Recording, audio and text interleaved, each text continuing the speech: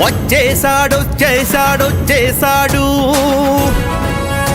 జనసేన స్థాపకుడే మన అందరి నాయకుడై వచ్చేసాడు